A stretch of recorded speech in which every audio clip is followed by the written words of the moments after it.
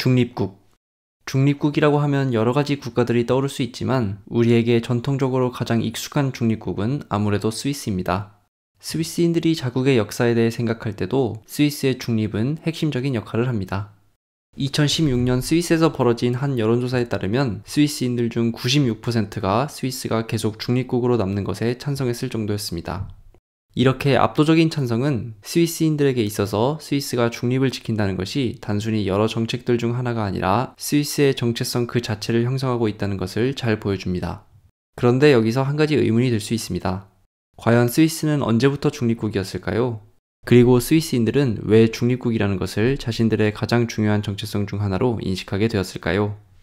스위스의 중립성이 공식적으로 언급된 최초의 사례는 19세기 초에서 찾아볼 수 있습니다.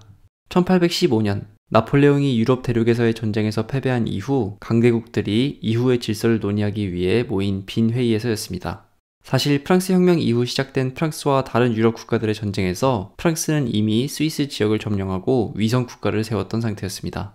유럽의 강대국들은 이후 유럽의 질서를 논의하면서 전략적으로 중요한 위치에 놓인 스위스 지역을 이후 프랑스가 다시 점령하는 것을 막고자 했습니다.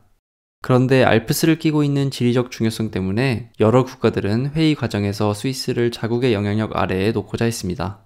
예를 들어서 아직 통일되지 않았던 독일 지역의 정치 세력들은 같은 독일어를 사용하는 스위스 지역을 독일 연방에 편입시키고 싶어 했고, 오스트리아는 프랑스가 전쟁 중에 그랬던 것처럼 스위스에 자신들의 위성 국가를 만들고 싶어 했습니다. 이렇게 여러 국가들이 모두 스위스 지역을 자신의 영향력 하에 놓거나 최소한 이 지역이 다른 세력의 영향력 하에 들어가는 것을 최대한 막고 싶어 했기 때문에 협상에서는 어느 한쪽의 입장이 결코 관철될 수 없었습니다. 게다가 다른 국가들이 봤을 때 미래의 전쟁이 벌어질 경우 스위스가 혼자의 힘으로 독립을 계속 지킬 수 있을 만큼 충분히 강하지 않다는 것도 분명해 보였습니다. 이미 프랑스 혁명 이후 벌어진 전쟁에서 프랑스에게 점령되었다는 것도 이를 잘 방증했기 때문에 더욱 그러했습니다. 결국 11월 20일 영국, 러시아, 프랑스, 프로이센, 오스트리아는 Déclaration de puissance portant reconnaissance et garantie de la neutralité perpétuelle de la Suisse et de l'inviolabilité de son territoire 라는 긴 이름의 합의문을 발표합니다. 스위스의 영구적 중립과 그 영토의 불가침성에 대한 강대국들의 인정과 보장선언이라는 합의문의 이름에서도 드러나듯이 이 5개의 국가들은 스위스의 독립과 중립을 약속함으로써 어느 한 국가가 일방적으로 스위스를 자국에 종속시키는 것을 막았습니다. 스위스의 중립을 공식적으로 알린 이 최초의 문서의 사례가 보여주듯이 스위스의 중립은 스위스인들이 스스로 원해서 생겼던 것이 아니었습니다. 그보다는 오히려 영국, 프로이센, 프랑스, 오스트리아, 그리고 러시아를 비롯한 유럽의 강대국들이 서로를 견제하기 위해서 스위스에게 부여한 것에 가까웠습니다. 그런데 중립국이라는 위상이 이렇게 유럽의 다른 국가들로부터 주어진 것이라면 어째서 스위스인들은 스위스가 중립국이라는 것을 그토록 중요한 가치로 여기게 되었을까요? 사실 이 합의는 다른 국가들에 의해서 맺어진 것이었기 때문에 이 합의가 발표된 직후까지만 해도 스위스인들은 중립국이라는 것 자체에 그렇게까지 큰 의미를 부여하지 않았습니다. 그보다는 중립국이라는 위치가 가져다주는 독립성을 더 중시했습니다. 스위스인들이 봤을 때 중립국이라는 외부로부터 주어진 역할은 역설적이게도 스위스가 어느 한 국가에 종속되지 않는 독립성을 가져다 주었던 것입니다. 그러니까 19세기 초중반의 스위스는 외부로부터 주어진 독립을 누리고 있었고, 당시의 스위스인들에게 있어서 중립국이라는 것은 이 독립을 유지하기 위한 수단으로 인식되었던 것입니다. 이는 이때의 스위스 의회 문서들에서 중립을 스위스의 독립을 보장하기 위한 규정이자 목적을 위한 수단이라고 분명히 밝히고 있는 것에서도 알 수 있습니다. 그러나 스위스의 중립은 19세기 말이 되면서 점차 위협을 받게 됩니다. 스위스의 중립이 처음 도입되었던 계기에서도 알 수 있듯이 애초 스위스의 중립은 유럽의 강대국들이 나폴레옹과의 전쟁 이후 자신들끼리 더 이상 군사적 충돌이 벌어지지 않도록 전후 질서를 재편하는 과정에서 나온 결과물이었습니다. 그런데 19세기 중반이 지나면서 유럽 대륙에서는 다시 여러 차례의 전쟁이 벌어지게 됩니다. 스위스 주변에서 1866년 프로이센과 오스트리아의 전쟁이 벌어졌고 1870년에는 프로이센과 프랑스의 전쟁이 벌어집니다. 이탈리아에서도 통일 전쟁이 일어났고 이때마다 강대국들은 스위스에게 자신의 편에 서라고 압박을 주게 됩니다. 게다가 러시아에서는 차르의 탄압으로 인해 스위스로 망명을 온 이들도 점차 늘어났는데 유럽의 각종 전쟁에서 스위스로 도망 온 이들과 러시아에서 탄압을 피해 스위스로 망명 온 이들을 되돌려 보내라는 압박도 스위스에게는 큰 골칫거리로 작용합니다.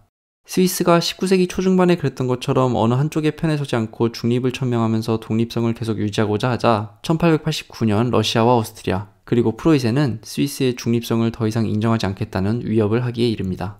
1815년 자신들이 부여해줬던 중립국으로서의 위치를 박탈하겠다는 의미였습니다. 중립국으로서의 지위를 상실한다는 것은 이후 유럽 국가들 사이에서 갈등이 벌어질 경우 어느 한쪽의 편에 서야 될 위험성이 커진다는 것을 의미했고, 이는 프랑스 혁명 때 그랬던 것과 마찬가지로 스위스가 위성국가로 전락할 위험을 내포했습니다. 즉, 앞서 언급된 의회 문서들에서도 인지되었던 것처럼 스위스의 중립성은 스위스의 독립성을 유지하기 위한 수단으로서 필수적인 역할을 했습니다.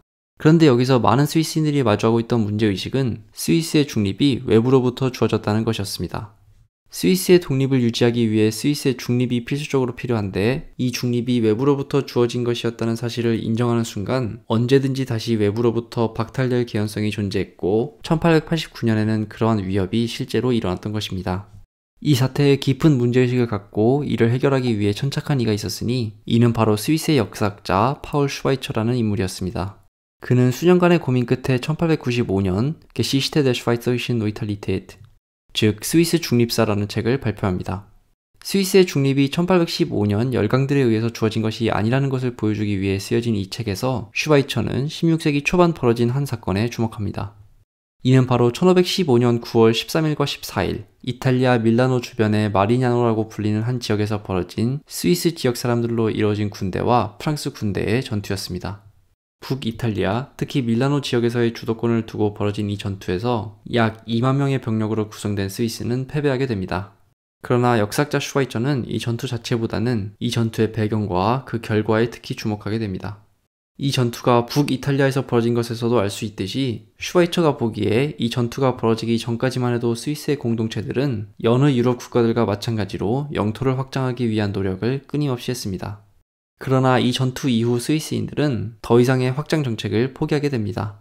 사실 이는 전쟁에서 패배한 후유증 때문이기도 했지만, 이 전쟁 이후 종교개혁이 시작되면서 스위스 내부적으로도 갈등이 커졌기 때문이기도 했습니다. 그런데 슈바이처는 이 전쟁 이후 스위스인들이 더 이상의 외부 확장 정책을 포기했다는 점에 주목해서 이 전투를 스위스 중립의 시작점이라고 해석합니다. 그러니까 이탈리아 북부를 둘러싸고 벌어진 프랑스와의 전투에서 패배한 스위스인들이 이 전투 이후 영토를 확장하거나 외부의 일에 간섭하는 것을 포기하고 스스로 고립되는 대신 중립으로 남는 것을 선택했다는 역사 해석을 제시한 것입니다. 1895년, 그러니까 오스트리아와 독일, 그리고 러시아가 스위스의 중립을 박탈하겠다는 위협을 한 지 몇 년 후 발표된 이런 주장이 시사하는 바는 분명했습니다. 스위스의 중립이 당시까지 일반적으로 이해되었던 것처럼 강대국들에 의해서 1815년에 주어진 것이 아니고, 그보다 무려 300년 거슬러 올라간 16세기 초반 스위스인들에 의해서 스스로 선택되었다는 것. 따라서 스위스의 중립은 강대국들이 자의적으로 인정하거나 폐기할 수 있는 것이 아니고 스위스인들이 결정해야 하는 것이라는 주장이었습니다. 사실 전쟁에서 패배한 이후 외부 확장 정책을 포기하는 것과 중립을 선언하는 것은 당연하게도 엄밀하게 따졌을 때 의미가 다르기 때문에 오늘날의 역사학자들은 슈바이처의 주장을 거의 받아들이지 않습니다. 게다가 당대의 스위스인들이 직접 중립이라는 말을 사용하지도 않았기 때문에 이 주장은 오늘날의 기준으로 봤을 때 학문적으로는 설득력이 떨어진다고 할 수 있습니다. 그러나 중요한 것은 이러한 주장이 앞서 언급된 19세기 말 그리고 20세기 초반 스위스인들의 문제의식을 정확히 관통했다는 것이었습니다.